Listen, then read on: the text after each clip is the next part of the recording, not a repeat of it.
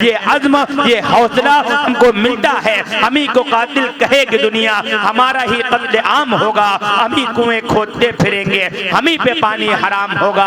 अगर यही ज़हनियत रही तो मुझे ये डर है कि इस सदी में न कोई अब्दुल हमीद होगा, न कोई अब्दुल कलाम होगा।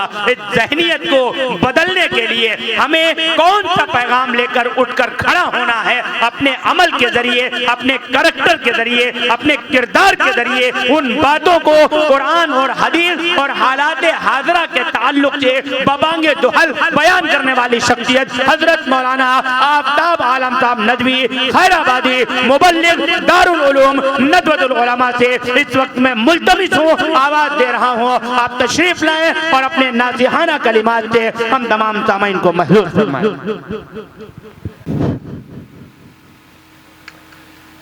अऊज़ु बिल्लाहि मिनश्शैतानिर रजीम।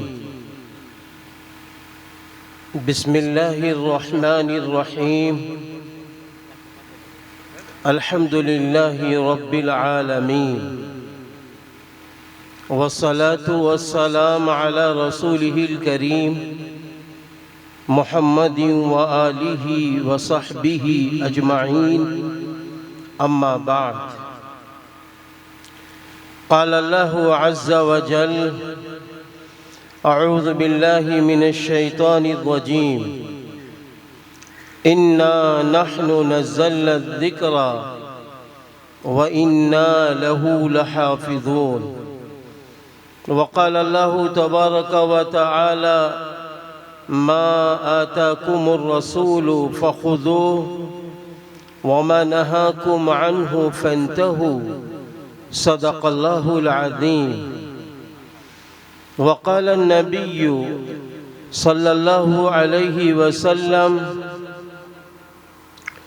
मन तशब्बह बिक़ौमिन फ़हुवा मिनहुम औ कमा क़ाल अलैहि सलातु वस्सलाम।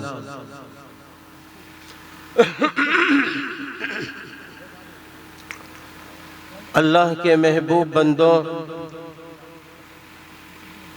आधी रात होने को है।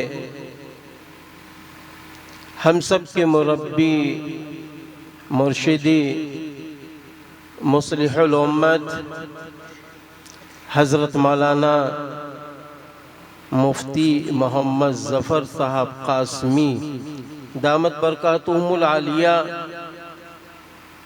जनरल सेक्रेटरी उत्तर प्रदेश का खिताब अभी बाकी है। आपका वक्त बहुत कीमती है।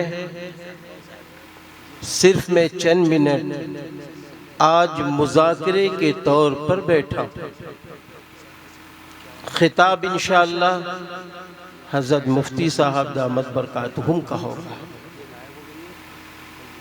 मेरे भाइयों और पसे पर्दा बैठी हुई मेरी माओ, मेरा एक सवाल है आपसे। सवाल ये है कि आज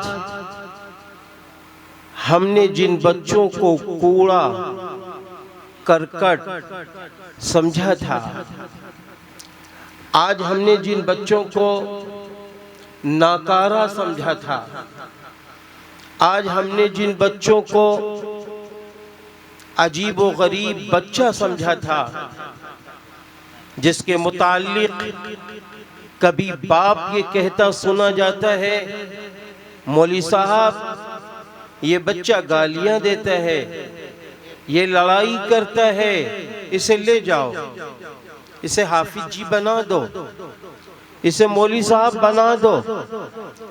कभी माँ ये कहती हुई सुनी जाती हैं कि मौली साहब आप अल्लाह वाले हो, मेरे बच्चे को ले जाओ, ये बहुत सताता है, ये बहुत झगड़ा करता है, आप इसे ले जाओ, मौली साहब इसे मौलाना बना दो। ये भी जरूरी है। मोहतरम हज़रात, हेलो मोहतरम हज़रात, एक गाड़ी है यूपी 40 AA 1080, ये उस जगह से गायब है। और दूसरी गाड़ी उसी जगह पे खड़ी है, यूपी 40 YP 3751, ये उस जगह पे खड़ी है। अगर किसी हजरात से गलती से चाबी दूसरी गाड़ी में लग गई है तो वो अपनी गाड़ी बदलें या वहाँ जाके अपनी गाड़ी का इजहार कर दे, ये मेरी गाड़ी है। यूपी 40 AA 1080, ये उस जगह से गायब है और उसी जगह पे यूपी 40 YP 3751 खड़ी है। जिन हजरात की हो वो जाके अपना रद्दो बदल करेंगे। तो ऐसे हालात हमारे और आपके सामने आते हैं। मैं समझता हूँ कि आज मदरसा इस्लामिया दावतुल हक के मोहतमीम हज़रत मौलाना मोहम्मद ज़ुबैर कासमी साहब के सामने ऐसे ही मसले आए होंगे। हमको तो रद्दी माल मिलता है, हमारे मदारिस को, हमारे मकातिब को आप वो माल देते हैं, वो बच्चे देते हैं जो आपकी परवरिश में खलल डाल रहे हैं, आपको जहमत दे रहे हैं। जरा इन बच्चों को देखिए कि जब आपने ऐसे बच्चे दिए हैं, उन बच्चों को यहाँ के असातिज़ा ने, यहाँ की इंतजामिया कमेटी ने, यहाँ के मोहतमीम ने, यहाँ के जिम्मेदारों ने आपके बच्चों को आला बना दिया और ऐसा आला बनाया कि अगर मैं ये कहूँ तो गलत नहीं हो सकता है कि दुनिया की अगर सबसे बड़ी कोई डिग्री हो सकती है तो वो हाफिज़े कुरान की हो सकती है। आज आपके बच्चों को हाफिज़े कुरान बना दिया गया, आपके बच्चों को इस काबिल बना दिया गया कि आज ये बच्चे हाफिज बामल बनकर जब ये अल्लाह के पास पहुंचेंगे तो इनकी माँ को बुलाया जाएगा, इनके बाप को बुलाया जाएगा और उसके बाद मेरा अल्लाह, सारे इंसानों का अल्लाह, इनके माँ बाप के लिए जन्नत की मोतियों जैसी और बेहतरीन शानदार कुर्सियों का इंतजाम अल्लाह करवाएगा। और फिर इनके माँ बाप को जोड़े जन्नत के पहनाए जाएंगे। फिर इसी पे बस नहीं होगा, आगे ये होगा कि इनके माँ बाप को अल्लाह ताला अपने दस्ते मुबारक से जन्नत का नूर वाला ताज इनके माँ बाप को पहनाएगा। जरा आप अंदाजा लगाएं, जरा आप सोचें कि ये कब होगा, जब लोग नफ्सी नफ्सी के आलम में होंगे। वहां सहाबा किराम रज़ी अल्लाहु अन्हुम अजमईन मौजूद होंगे, खुलफाए राशिदीन रज़ी अल्लाहु अन्हुम मौजूद होंगे। हमारे नबी, आपके नबी, सारे इंसानों के नबी रहमतुल लिल आलमीन हज़रत मोहम्मद अरबी सल्लल्लाहु अलैहि वसल्लम होंगे। जरा आप अंदाजा लगाइए। और फिर आपके माँ बाप को जब ताज पहनाया जाएगा, जरा आप अंदाजा लगाइए वो कितने खुश और खुर्रम होंगे। अगर आज हम ये कहें तो ये गलत नहीं हो सकता है कि जब अल्लाह उनके बच्चों को और फिर उनके माँ बाप को मेरा अल्लाह ताज पहना देगा, मेरा अल्लाह कुर्सी जन्नत की दे देगा, मेरा अल्लाह कपड़े पहनवा देगा, तो क्या फिर ये कहा जा सकता है कि ऐसे हाफिज़े कुरान के माँ बाप को फिर अल्लाह माअज़ल्लाह जहन्नम में दाखिल कर देगा? फिर उनके माँ बाप को अल्लाह जहन्नम में न दाखिल करेगा, बल्कि अल्लाह ताला जन्नत उन्हें अता फरमा देगा। आप अंदाजा लगाइए। इसीलिए मैं अक्सर ये कहता हूँ और ये जरूर कहूँगा कि ए हाफिज कुरान के अब्बा, ए हाफिज कुरान के अम्मा, मैं दिल की गहराइयों से आपको सलाम पेश करता हूँ, लेकिन खबरदार आप एक बात सुन लीजिए, मदरसा दावतुल हक ने आपके बच्चों को हाफिज कुरान बना दिया है। अब जिम्मेदारी आपकी है, आप अपने घर को तौहीद खालिस और सुन्नत रसूल सल्लल्लाहु अलैहि वसल्लम के गुलदस्ते से सजा लीजिए। अपने घर का माहौल दीनी बनाइए, अपने घर का माहौल नमाज पढ़ने वाला बनाइए, अपने घर का माहौल कुरान पढ़ने वाला बनाइए, अपने घर का माहौल सच बोलने वाला बनाइए, अपने घर का माहौल इस्लामी बनाइए। अपने घर के अंदर जब शादियां कीजिए तो इस्लाम के तरीके से कीजिए, और अपनी बेटियों की रुखसती कीजिए तो वो भी इस्लाम के तरीके के मुताबिक कीजिए। क्यों? इसलिए कि जब ये माहौल ऐसा होगा तो ये नन्हे मुन्ने हुफ़ाज़े किराम अल्लाह न करे कहीं से भटकने लगेंगे, तो इंशाअल्लाह माहौल अच्छा दीनी पाकर ये भटकेंगे। ये जिम्मेदारी आपकी है, ये आपकी जिम्मेदारी है।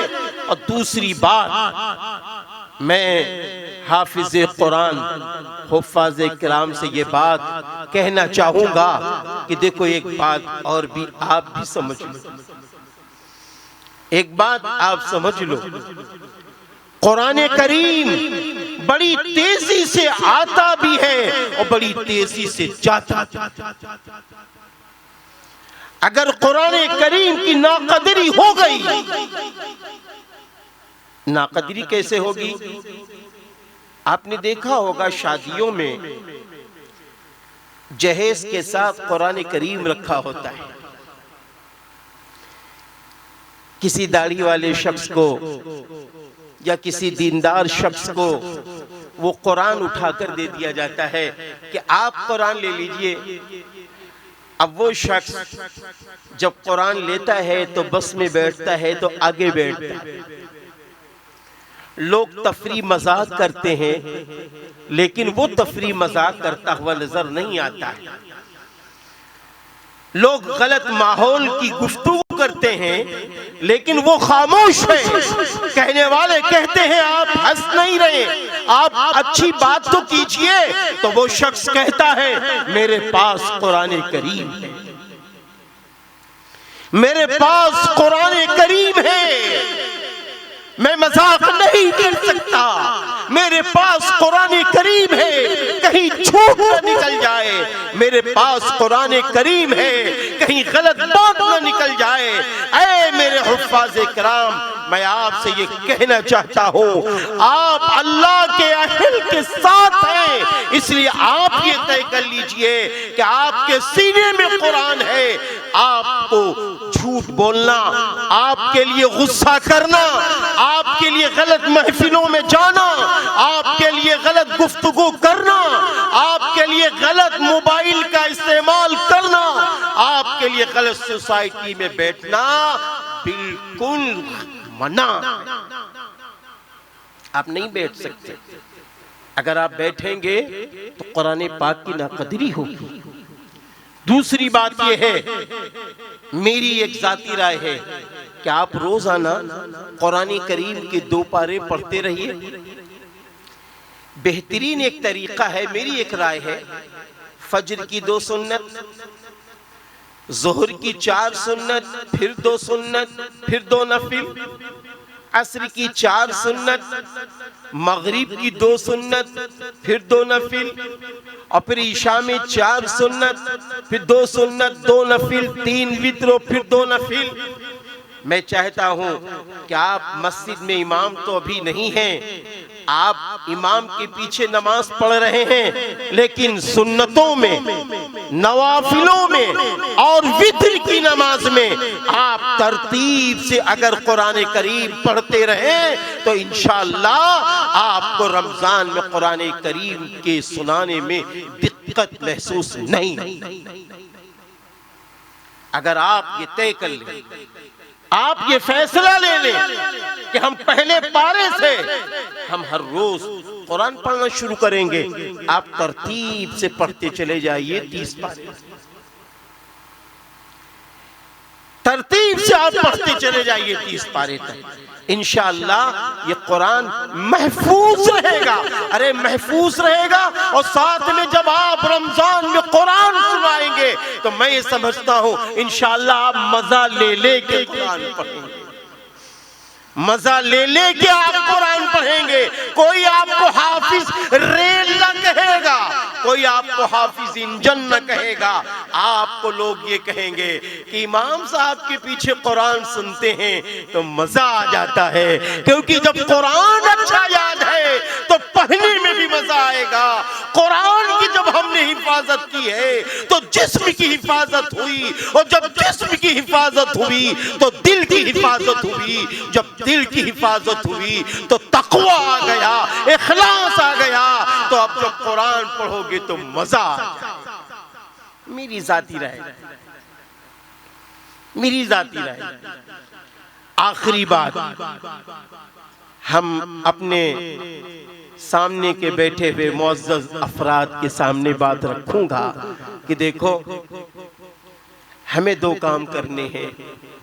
पहला काम ये करना है तौहीद खालिस के मुताबिक जिंदगी गुजारना है, और दूसरा काम ये करना है कि हर काम सुबह से लेकर शाम तक, शाम से लेकर रात तक, रात से लेकर सुबह तक, हर काम इंशाअल्लाह सुन्नत नबी सल्लल्लाहु अलैहि वसल्लम के मुताबिक करना है। बस 2 रिवायतें सुनाकर बात खत्म करता हूँ। उसमें आपको क्या मिलेगा? हज़रत अनस रज़ी अल्लाह अन्हु फरमाते हैं कि आप सल्लल्लाहु अलैहि वसल्लम ने इरशाद फरमाया, जिस शख्स ने मेरी सुन्नत को जिंदा किया उसने मुझसे मोहब्बत की, और जिसने मुझसे मोहब्बत की वो मेरे साथ जन्नत में दाखिल होगा। कितनी बड़ी नेमत मिल रही है। और हम चाहते हैं रोजी में बरकत मिल जाए, हम चाहते हैं उम्र में बरकत मिल जाए, हम चाहते हैं अल्लाह वाले हमसे मोहब्बत करने लगे, हम चाहते हैं कि हम दीन में इतने पुख्ता हो जाएं कि कोई हमें ठग न सके, हम चाहते हैं कि हमारा रुआब व दबदबा पैदा हो जाए। हमारे ज़हनो दिमाग में अजब बात आ गई। हमारे ज़हनो दिमाग में एक मेयार ये बन गया है, अच्छा मकान हो तो हम कामयाब, अच्छी दुकान हो तो हम कामयाब, अच्छी गाड़ी हो तो हम कामयाब, अच्छे कपड़े हो तो हम कामयाब, अच्छा मोबाइल हो तो हम कामयाब। ये मोमिन का मेयार नहीं है, नहीं है। हमारा मेयार, मुसलमानों का मेयार, मोमिन का मेयार ये है कि उसका हर काम सुन्नत नबी के मुताबिक होना चाहिए, तौहीद खालिस के मुताबिक होना चाहिए। ये हमारा आपका मेयार, ये है हमारा आपका मेयार। ये क्या फुसफुसा मेयार लेकर चले आ रहे हैं? मकान अच्छा, अच्छी बात है। अगर ईमान की रोशनी में, कुरान की रोशनी में, इस्लाम की रोशनी में मकान अच्छा है तो मुबारक, गाड़ी बढ़िया है तो मुबारक, मोबाइल अच्छा है तो बेहतर है, और उसी तरह इस्तेमाल भी हो रहा हो तो मुबारक। बस ये रिवायत सुन ले। मैंने कहा था कि आज तो मुझे मुज़ाकरा करना है छोटा सा, बस ये एक रिवायत सुन ले।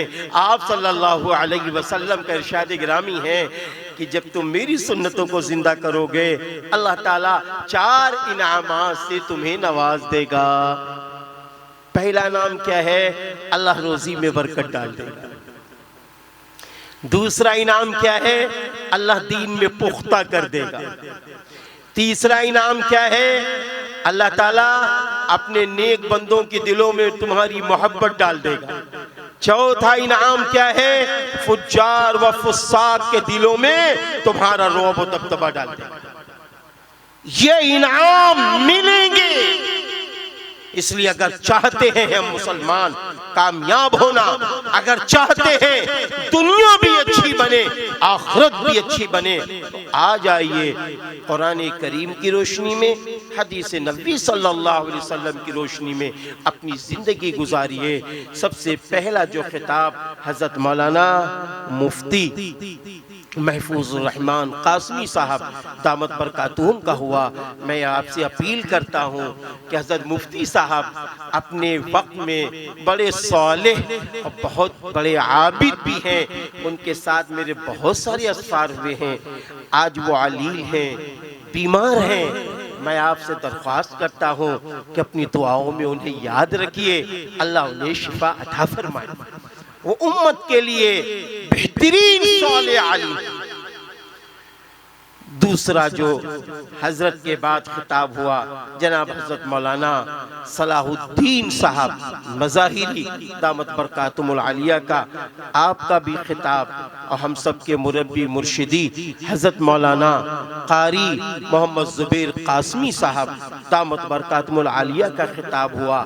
ये सारे खिताबात को सामने रखकर अभी मेरे बाद हम सब के मुरब्बी मुर्शिदी मुस्लिहुल उम्मत हजरत मौलाना व मुफ्ती मोहम्मद ज़फ़र साहब कासमी दामत बरकातुहुम का खिताब होगा। आप हजरात जो पीछे बैठे हैं वो आगे को तशरीफ लाएंगे और बड़ी तवज्जो से खिताब सुनेंगे।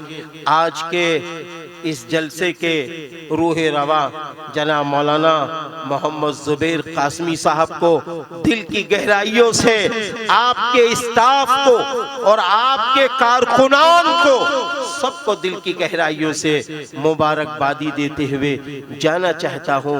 और आज के नाज़िमे जलसा प्यारी निज़ामत फरमा रहे हैं। मैं आपका भी शुक्रगुजार हूँ। अल्लाह ताला हमारे यहाँ इस इलाके में बहुत सारे हमारे दोस्त अहबाब फुज़लाए नदवा भी हैं, मेरे दोस्त भी हैं। मैं उनको भी दिली मुबारकबादी पेश करता हूँ कि आप अपने अपने इलाके में अच्छा काम कर रहे हैं। अल्लाह ताला मेरी भी मदद फरमाए, आप सबकी मदद फरमाए। व आखिरु दावाना अनिल हम्दुलिल्लाहि रब्बिल आलमीन। अस्सलामु अलैकुम व रहमतुल्लाहि व बरकातुहू।